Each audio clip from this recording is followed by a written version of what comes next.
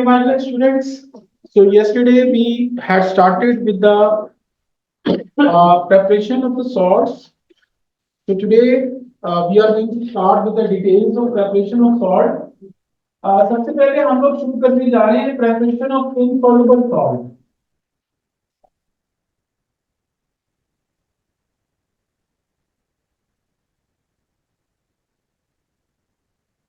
ठीक है जी.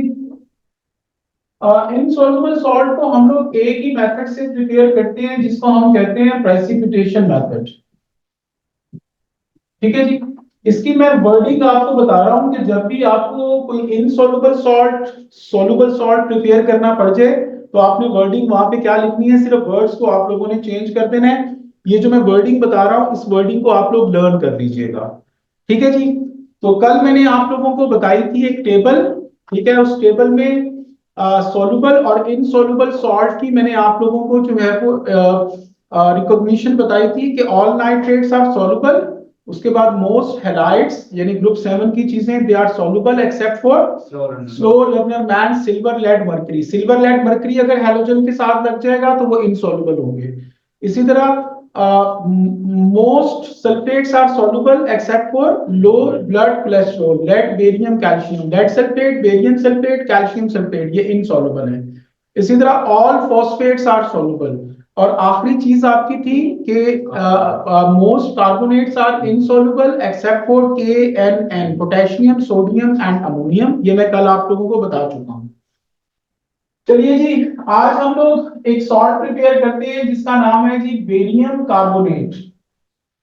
ठीक है जी. ये बेरियम कार्बोनेट सॉल्ट है, इसको प्रिपेयर करते हैं. सबसे पहले इस सॉल्ट की सॉल्युबिलिटी का रूल आप लोग ज़हन में ले आए. Most carbonates are insoluble except for KNN potassium, sodium और अमोनियम कार्बोनेट. तो यहाँ पे बेरियम कार्बोनेट है तो पहली चीज ये insoluble salt है, आप लोग लिख देंगे. And it could be prepared by a method which is called as the precipitation method. तो इसका आपको एक नंबर मिल जाएगा जी. ठीक है. प्रेसिपिटेशन मेथड लिखने का. उसके बाद दूसरा स्टेप क्या करना है आप लोगों ने, आप लोगों ने इक्वेशन बनानी है. अब ध्यान से जरा सुनते जाएं इक्वेशन कैसे बनाते हैं. ये आपका जो सॉल्ट है इसमें दो चीजें मौजूद हैं. ये पहली चीज मेटल होती है, दूसरी नॉन मेटल होती है. तो ये जो पहली चीज है इसका आपने कोई सॉल्युबल सॉल्ट ले लेना है जी. कोई ऐसा सॉल्युबल सॉल्ट जिसमें बेरियम का वर्ड आ रहा हो. अगर आपको ना याद आ रहा हो तो पहली चीज का आप लोग नाइट्रेट ले लें. नाइट्रेट सबके सॉल्युबल होते हैं तो बेरियम नाइट्रेट ले लें क्योंकि नाइट्रेट सारे सॉल्युबल है. बेरियम का क्लोराइड भी ले लें क्योंकि हैलाइड में slow learner man silver lead mercury आ रहा था, बेरियम नहीं आ रहा था. तो barium chloride, barium fluoride, barium iodide कुछ भी ले लें वो सॉल्युबल है. ठीक है जी. तो एनीवेज हम लोग यहाँ पे बेरियम नाइट्रेट ले लेते हैं. पहली चीज का नाइट्रेट ले लेते हैं. तो बेरियम की वैलेंसी होती है +2, NO3 की होती है -1. तो क्या फॉर्मूला बन गया, BaNO3 whole twice. So this is my dear students aqueous. ये पानी में सॉल्युबल है तो इसके नीचे एक्वस आप लोग लिख दीजिए. उसके बाद दूसरी चीज का कोई सॉल्युबल सॉल्ट ले लेंगे, कार्बोनेट का. ठीक है जी. तो दूसरी चीज का भी हमने कोई सॉल्युबल सॉल्ट ले लें जी. सॉल्युबल सॉल्ट अगर आपके ना ज़हन में आ रहा हो तो आप लोग कोई एसिड ले सकते हैं जिसमें CO3 मौजूद हो. याद रखें कि दूसरी चीज के साथ अगर आप लोग सोडियम ले लें, पोटेशियम ले लें या अमोनियम ले लें तो वो सारे के सारे जो है वो सॉल्युबल सॉल्ट बनाते हैं. तो पहली चीज का नाइट्रेट ले लें, दूसरी चीज के साथ सोडियम, पोटेशियम या अमोनियम लगा दें. अगर फिर भी नहीं याद आ रहा तो एसिड यानी हाइड्रोजन लगा दें इसके साथ तो वो एसिड बन जाता है. तो एनीवेज हम लोग सोडियम ले लेते हैं कार्बोनेट. तो सोडियम की वैलेंसी +1, CO3 की -2. तो क्या फॉर्मूला बन गया इसका, Na2CO3. ये भी आपका सॉल्युबल है क्योंकि दोनों सॉल्युबल चीजें हैं. इनको जब मिक्स करेंगे मेरे बच्चों तो इसका पॉजिटिव इसके नेगेटिव के साथ ज्वाइन हो जाएगा. तो ये प्लस माइनस कैंसिल, 2 और 2 भी कैंसिल. तो ये बन जाएगा BaCO3. क्योंकि ये इनसॉल्युबल सॉल्ट है तो इसके नीचे आप लोग सॉलिड लिख देंगे. एस का मतलब सॉलिड होता है जी. ठीक है. उसके बाद दूसरी चीज ये पॉजिटिव और ये नेगेटिव को आप लोग ज्वाइन करते हैं तो ये प्लस -1 कैंसिल हो जाएगा, so you will get NaNO3. Okay, so this is NaNO3, so this is NaNO3, this is aqueous. ठीक है बच्चों, तो यहां पे चेक करें कि दो सॉल्युबल चीजें आपस में मिक्स हुई हैं, तो एक इनसॉल्युबल और एक सॉल्युबल चीज बन गई है। अब यहां पे हम लोगों ने क्या करना है, एवरीबॉडी जस्ट लिसन, सबका ध्यान इधर हो जरा प्लीज, सुन लीजिएगा। अब हमने इसकी आयनिक इक्वेशन भी बनानी है। आयनिक इक्वेशन बनाने के मैं आपको दो तरीके बता रहा हूं जी। पहला तरीका जो है वो आयनिक इक्वेशन बनाने का क्या होता है कि पूरी इक्वेशन में से ढूंढ लें कोई चीज, उसके नीचे एस एल या जी तो नहीं लिखा हुआ। एस का मतलब होता है कि सॉलिड, एल का मतलब होता है लिक्विड, और जी का मतलब होता है जी गैस। ठीक है जी, अगर किसी चीज के नीचे इनमें से कोई वर्ड भी लिखा हो तो आपने उस चीज को एज इट इज लिख देना होता है। तो यहां पे देखिए इसके नीचे एक्वस है, एक्वस है, ये एस लिखा हुआ है, इसको वैसे का वैसे ही लिख दो, BaCO3 सॉलिड, लिख दिया। उसके बाद तुम लोगों ने क्या करना है, ये मैं आप लोगों को देसी तरीका बता रहा हूं आयनिक इक्वेशन बनाने का। ये सॉलिड चीज है ना, तो इसके जो आयंस हैं वो इधर लिखते हैं। इसके आयंस क्या थे, Ba+2 था, तो इधर लिखते हैं Ba+2 एक्वस। और दूसरी चीज क्या थी, CO3, ये CO3 के ऊपर चार्ज होता है -2 एक्वस, तो ये इसकी आयनिक इक्वेशन बन गई। ये देसी तरीका है।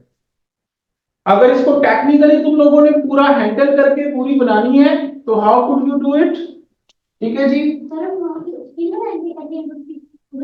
बेटा, मैं वो एक्वस है ना, मैं कह रहा हूं किसी चीज के साथ एस एल या जी, सॉलिड लिक्विड या गैस लिखा हो उसको वैसे का वैसे लिखना है, बाकी चीजों को नहीं लिखना। कह तो रहा हूं। अब अगर इसको टेक्निकली तुम लोगों ने बनाना है तो जो जिन चीजों के नीचे एक्वस लिखा हुआ है उनके आयंस बना दें। Ba का +2, NO3 का -1, सोडियम का +1, CO3 का -2। जो चीजें सॉलिड लिक्विड या गैस हैं उनके आयंस नहीं बनाते हैं, तो ये Na+1 है, NO3 -1 है। ठीक है जी, तो इसका नेगेटिव NO3 इसके नेगेटिव NO3 से कट गया, ये Na पॉजिटिव से कट गया। ये Ba+2 नहीं कट सका क्योंकि इसके आयंस नहीं बना सकते, S L और G वाली चीजों के आयंस नहीं बनाते। तो Ba+2 CO3-2 CO3-2 और ये BaCO3 सॉलिड, तो ये देखें आपकी वही वाली इक्वेशन बन गई है। अब इसकी वर्डिंग आप लोग जो है वो क्या यूज करेंगे मेरे बच्चों। So this is, my dear students, your ionic equation. अब इसको लिखना कैसे है, इसकी वर्डिंग आप लोग कैसे यूज करते हो, you should write it up here. ये मैं यहाँ पे वर्डिंग लिख रहा हूँ, इसके पॉइंट्स। पहला पॉइंट होगा मिक्स, पूरा वर्ड लिखते हैं एक्वस, और इसका नाम लिखते हैं चीज का बेरियम नाइट्रेट। तो यहाँ पे बेरियम नाइट्रेट पूरा वर्ड लिखें, barium nitrate in aqueous sodium carbonate, sodium carbonate. ठीक है जी, उसके बाद हीट द मिक्सचर। उसके बाद अगला पॉइंट लिखें, अ प्रेसिपिटेट, प्रेसिपिटेट सॉलिड चीज को कहते हैं, किस चीज का बना है, बेरियम कार्बोनेट का। तो यहां पे बेरियम कार्बोनेट लिखते हैं इस फॉर्म में। उसके बाद अगला लिखें, filter the precipitate,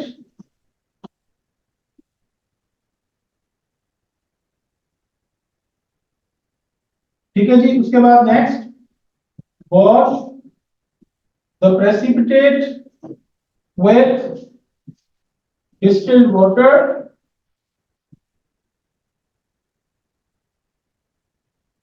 so that the soluble impurities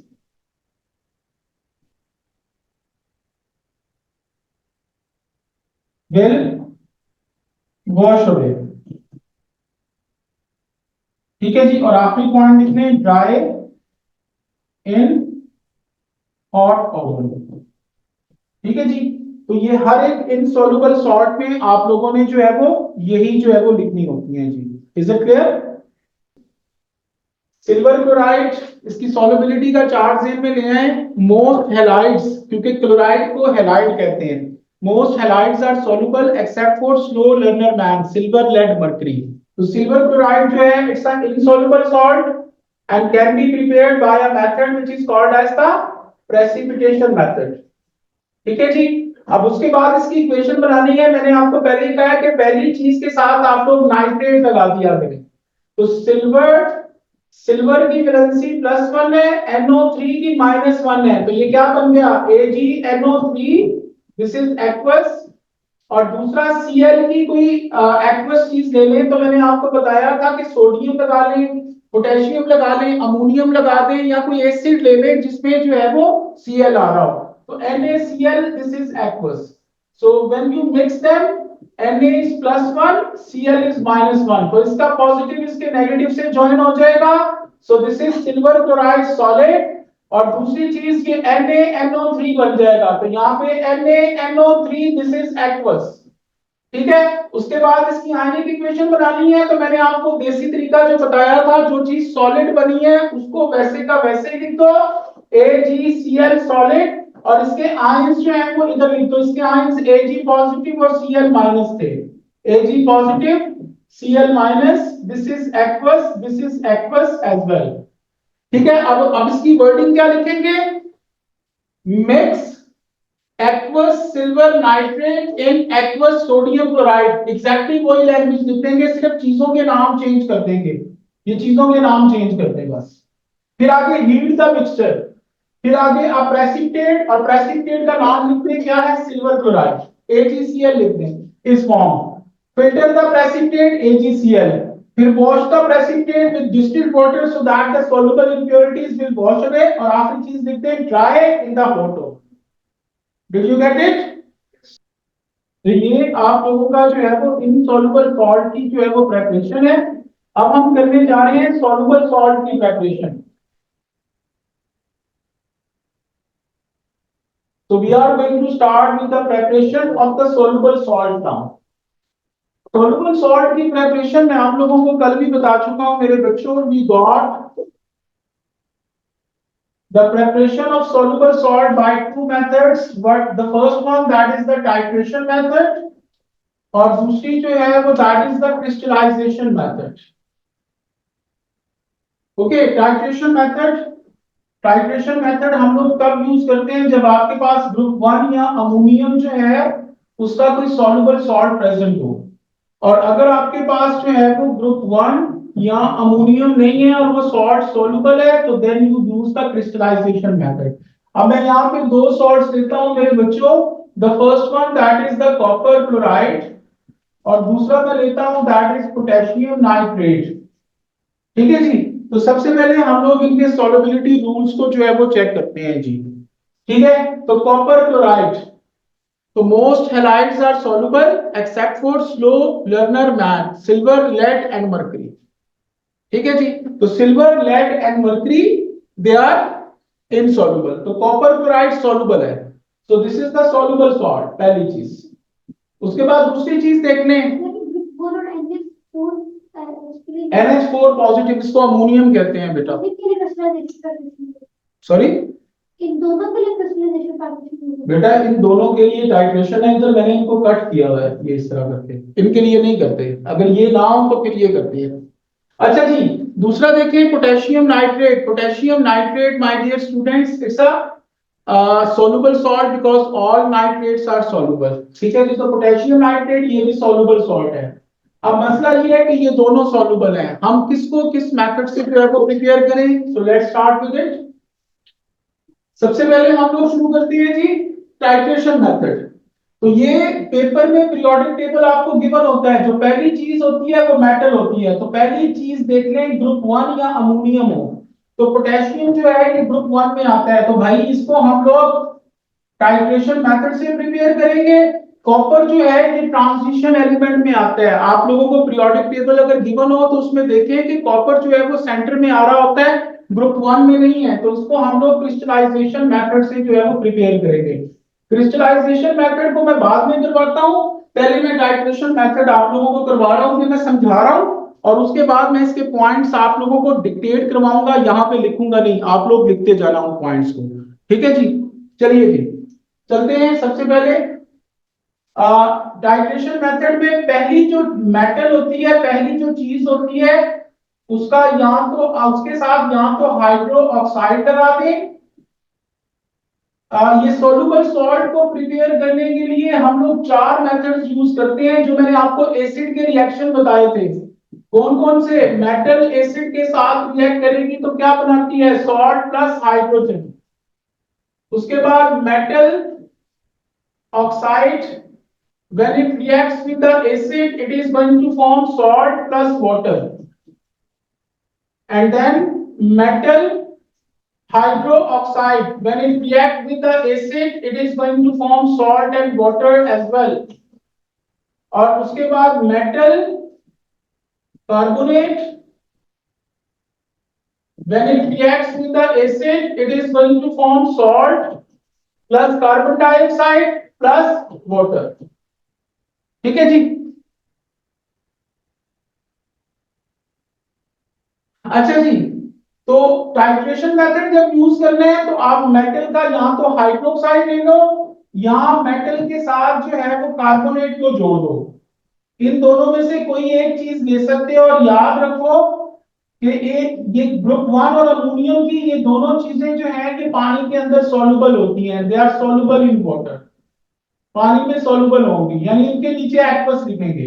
और ये दूसरी जो चीज होती है इसका आपने एसिड ले लेना होता है, एक ऐसा एसिड ढूंढे जिसमें NO3 आ रहा हो, तो HNO3 नाइट्रिक एसिड वो ले लेंगे। तो अब यहाँ पे हम लोग ले लेते हैं पोटेशियम है, पोटेशियम की क्या चीज उठाऊं बताएं आप लोग, कौन सी चीज उठाऊं भाई? हाइड्रोक्साइड लूं कि कार्बोनेट लूं? आप लोग बता रहे हो।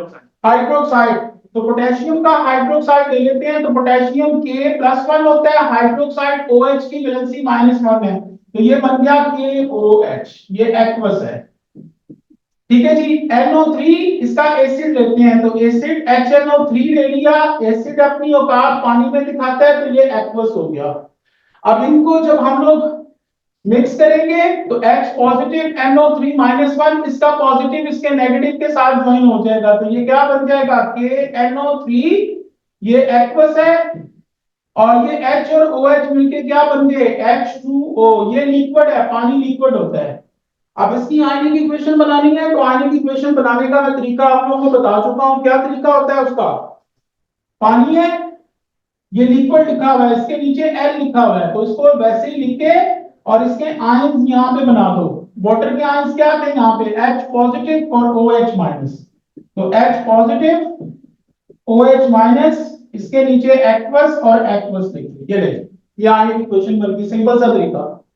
अगर पूरी इक्वेशन बनानी है तो जिन चीजों के नीचे एक्वस एक्वस एक्वस लिखा हुआ है उनके आयंस बना लें, K+1 OH-1, H+1 NO3-1, K+1 NO3-1। Solid, liquid और गैस के आयंस नहीं बनाते, तो ये नाइट्रेट नाइट्रेट से कट गया, K से कट गया, पीछे देखें H पॉजिटिव OH नेगेटिव और ये वाटर बन गया। ठीक है जी। अब इसमें करते क्या है, ध्यान से सुनते जाएं। ये जो पहली चीज होती है मेटल हाइड्रोक्साइड या मेटल कार्बोनेट, इसको तुम लोगों ने एक इस तरीके से फ्लास्क होती है जिसको हम कहते हैं टाइट्रेशन फ्लास्क, इसमें ले लेना है टाइट्रेशन फ्लास्क। कितना ले लें? 25 cm3। सर जी बेटा। सर पिछले आपने जो हम इनसॉल्युबल प्रिपरेशन में हमने मेथड यूज किया उसमें सर जो प्रेसिपिटेट था उसको आपने लिखा था, उसके आयंस बनाए थे। सर आपने इधर वाटर के क्यों बनाया है? ये वाटर के नीचे क्या लिखा हुआ है? Liquid sir. तो मैंने आपको बेटा पिछले ही में बताया था, अगर किसी चीज के नीचे S L या G लिखा हो तो उसके आयंस नहीं बनाते, उसको वैसे का वैसे ही लिख देते हैं, देसी तरीका, और उसके आयंस यहाँ पे लिख देते हैं। Yes sir. अच्छा जी, तो 25 cm3 आप लोगों ने जो है ये पोटेशियम हाइड्रोक्साइड यहाँ से ले लेना है। ठीक है जी। 25 cm3 पोटेशियम हाइड्रोक्साइड किसके जरिए लेते हैं? पेपेट के जरिए। और उसके बाद इसमें हम लोग डाल देते हैं इंडिकेटर। इंडिकेटर में आपको एसिड बेस में बता चुका हूं। उसके बाद तुम लोगों ने एक लेनी है पिपेट। ये पिपेट कुछ इस तरीके से होती है, इसकी जो टैप होती है वो नीचे लगी होती है, इसके ऊपर निशान लगे होते हैं, इसको हम कहते हैं ब्यूरेट। ठीक है जी, ब्यूरेट एक ले लेनी है। ब्यूरेट में तुम लोगों ने भर देना है एसिड। एसिड यहाँ पे कौन सा है, HNO3 नाइट्रिक एसिड। ठीक है जी, इसको यहां तक भर के, इसका 0 यहाँ पे होता है और यहाँ पे 50 होता है, तो इसमें भर के ये जो आपकी टाइट्रेशन फ्लास्क है इसको इसके नीचे रख दें और ये टैप खोल दें। टैप खोलेंगे और इसको हिलाते जाएं, तो एक वक्त आएगा इंडिकेटर अपना कलर चेंज कर लेगा। जैसे ही इंडिकेटर अपना कलर चेंज करे, आप लोगों ने क्या करना है कि फौरन जो है वो इसको बंद कर देना है टैप को, और चेक करना है कि कितना वॉल्यूम नाइट्रिक एसिड का यूज हुआ है। मसलन 22 cm³ यूज हुआ है, हमें पता चल गया। अब हम क्या करेंगे, यहाँ पे ये जो हमारे पास चीज आ गई है इसको हमने गिरा देना है, जाया कर देना है टाइट्रेशन फ्लास्क को। ठीक है, जाया करके इसको धो लें दोबारा से। और टाइट्रेशन फ्लास्क को हमेशा दो चीजों के साथ वॉश करते हैं। पहली चीज टैप वाटर, और दूसरी चीज जिससे इसको वॉश करते हैं that is the distilled water. इन दोनों से वॉश करके इसमें दोबारा से 25 cm³ जो है ये पोटेशियम हाइड्रोक्साइड डाल दें। अब इसमें इंडिकेटर नहीं डालना तुम लोगों ने, ये एसिड को 0 तक दोबारा भर दें, और ये जो है इंडिकेटर के बगैर इसके नीचे रख के टूटी खोल दें, और जैसे ही वो 22 पे आए टूटी को बंद कर दें। तो ये जो सोल्यूशन है ये सॉल्ट और वाटर का सोल्यूशन बन गया हुआ है। उसमें इंडिकेटर एज ए इम्प्योरिटी अब शामिल नहीं है। इंडिकेटर से हमें ये पता चल गया है कि इतनी बेस के लिए कितना एसिड चाहिए, वो हम पहली बार पता कर चुके हैं। तो इंडिकेटर के बगैर तुमने 22 cm³ एसिड इसमें डाल देना है, ये सॉल्ट और वाटर का सोल्यूशन बन जाएगा। इसको आप लोग गर्म करो, ये गाढ़ा हो जाएगा। जब ये गाढ़ा होगा तो उसको वहां से रख के साइड पे ठंडा होने के लिए रख दो। इसकी सरफेस के ऊपर जो है वो क्रिस्टल सॉलिड चीजें बनना शुरू हो जाएंगी, उनको वहां से निकाल के वॉश करो डिस्टिल्ड वाटर में, और इनको ड्राई करने के लिए फिल्टर पेपर लेके उसमें रख के और कागज को जोर जोर से इस तरह दबाओ तो वो पानी को चूस लेगा, तो वो खुश्क हो जाएगा। इसको आपने ओवन में जो है वो ड्राई नहीं करना। Did you get it?